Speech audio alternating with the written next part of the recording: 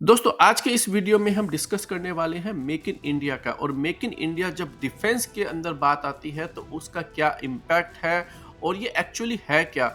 देखिए दोस्तों, हमें इस वीडियो के अंदर आपकी पार्टिसिपेशंस की ज़रूरत है। हम चाहते हैं कि आप अपनी ऑनेस्ट ओपिनियन जो है वो कमेंट सेक्शन में ज़रूर डालिए। आप अपना खुद का एनालिसिस कीजिए और फिर बताइए कि आप इस पूरे मेक इन इंडिया के बारे में क्या समझते हैं और ये भारत के डिफेंस सेक्टर के अंदर कैसे जो है परिवर्तन ला सकता है और कैसे भारत की जो मिलिट्री जो पावर है उसको स्ट्रॉन्ग बना सकता है। लेकिन ये मेक इन इंडिया है क्या? जब भी ये टॉपिक स्टार्ट होता है दोस्तों, तो एक तरीके से ये पॉलिटिकल डिबेट स्टार्ट हो जाती है। कुछ लोग ये कहते हैं कि इन 10 सालों के अंदर ही जो है सब कुछ हुआ है और उससे पिछले सरकारों के अंदर कुछ भी नहीं हुआ है। और कुछ लोग ये कहते हैं कि पिछली सरकारों में सब कुछ हुआ है और इस सरकार में कुछ नहीं हुआ है। तो ये मेक इन इंडिया है क्या? इसका डिफेंस सेक्टर में क्या हुआ है और एक्चुअली क्या हो रहा है, हम इस वीडियो में डिस्कस करते हैं। अब आप इस वीडियो को जो है लाइक और शेयर करना मत भूलिएगा और इस चैनल को जो है आप सब्सक्राइब ज़रूर कीजिए।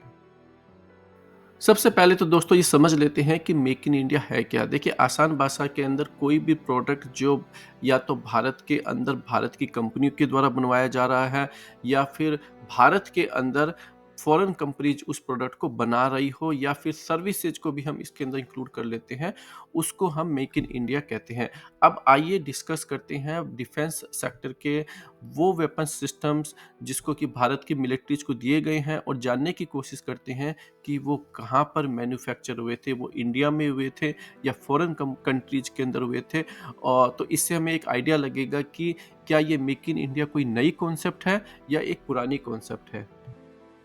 अब बात करते हैं दोस्तों भारत के फाइटर जेट्स की। जैसा कि हम हमेशा कहते हैं, भारत के पास में एज ऑफ टुडे लगभग 604 के आसपास में फाइटर जेट्स हैं। ये सिर्फ फाइटर जेट्स की बात कर रहे हैं और इसके अंदर जो सबसे ज़्यादा जो फाइटर जेट्स भारत के पास है वो है SU-30M के 259। और आपको ये नहीं भूलना चाहिए कि ये SU-30M के ही हैं, ये रशियन फाइटर जेट है और ये रशियन लाइसेंस के तहत इंडिया के अंदर बनाए जाते थे। जी हाँ दोस्तों, ये पूरे जो 259 फाइटर जेट्स हैं ये इंडिया के अंदर ही बनाए गए थे। इसी तरीके से जो ये मिराज 2000 है, ये 48 और या फिर मिग 29 है, ये 65 जो फाइटर जेट्स हैं ये इंडिया के अंदर ही इनको अपग्रेड किया गया था। मिग 21 जो है हमारे पास 800 से 900 की संख्या में थे। इन सब को भी इंडिया के अंदर ही बनाया गया था। और जो LCA-MK1 है दोस्तों, ये भी जो है इंडिया के अंदर ही बनाए गए थे। जैगवार जो है इसका भी अपग्रेड जो है वो दोस्तों इंडिया के अंदर ही हुआ है और ये पिछले केवल 10 सालों में नहीं हुआ है। जो राफाल जो आपके जो 36 राफाल है, हम ये बता देना चाहते हैं कि ये फ्रांस में बनकर आए हैं, ये मेक इन इंडिया के तहत नहीं बनाए गए हैं।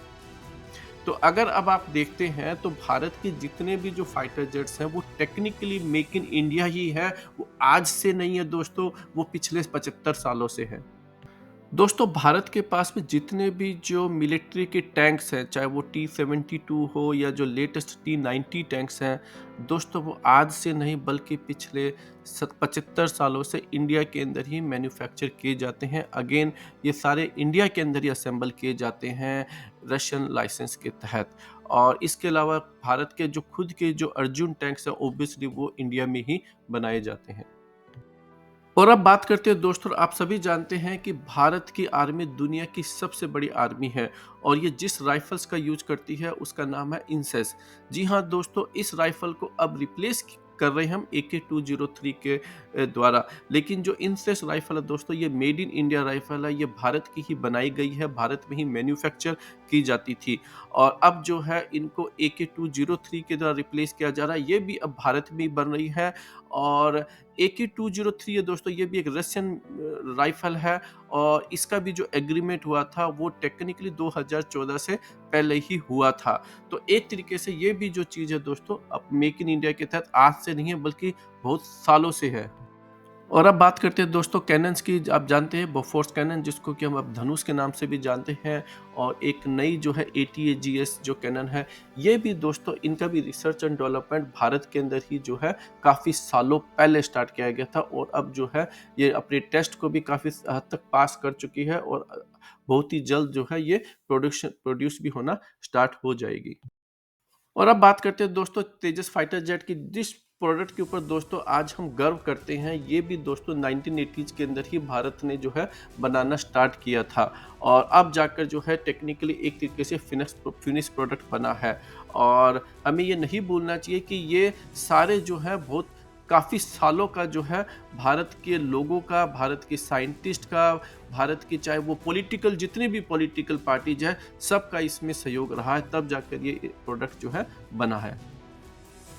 आर्यन क्लास दोस्तों न्यूक्लियर बैलिस्टिक मिसाइल सबमरीन दोस्तों, इस पर हम हर भारतीय को गर्व है और ये भी दोस्तों 80s के अंदर जो है इस प्रोजेक्ट को स्टार्ट किया गया था और 2013 के अंदर हमारी पहली जो न्यूक्लियर बैलिस्टिक मिसाइल सबमरीन है उसको इंडक्ट किया गया था।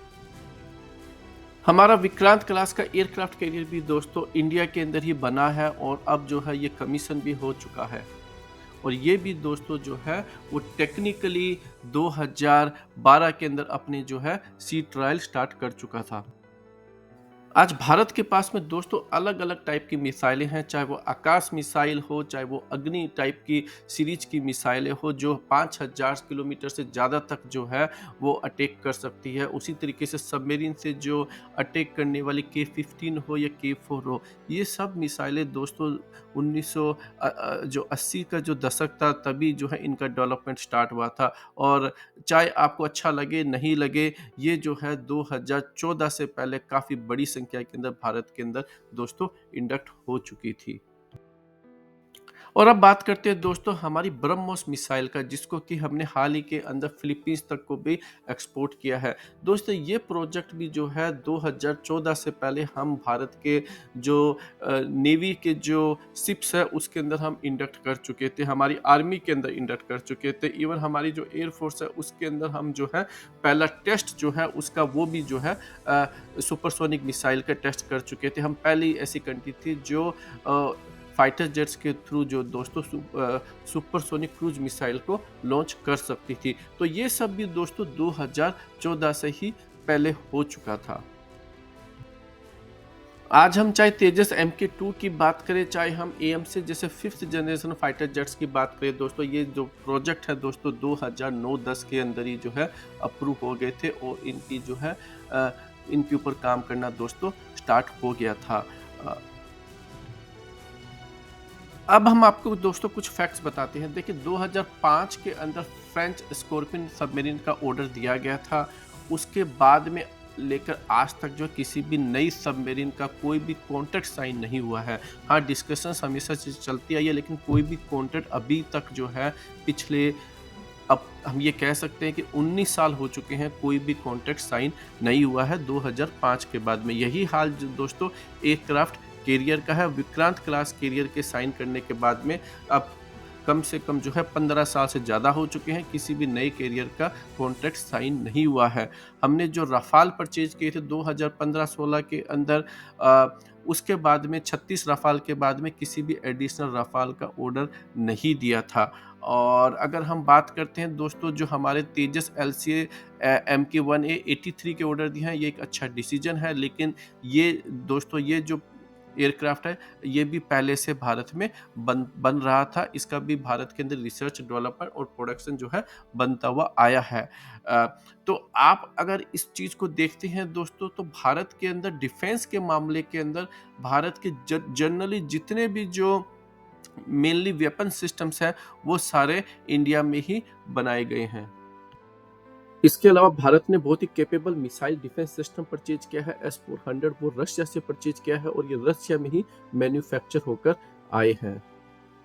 अभी हमने हाल ही के अंदर अमेरिका के साथ में प्रेडेटर MQ-9B ड्रोन डील की साइन की है। 31 हम ये प्रेडेटर ड्रोन परचेज करने वाले हैं, ये भी अमेरिका में ही मैन्युफैक्चर होकर आएंगे, भारत के अंदर नहीं।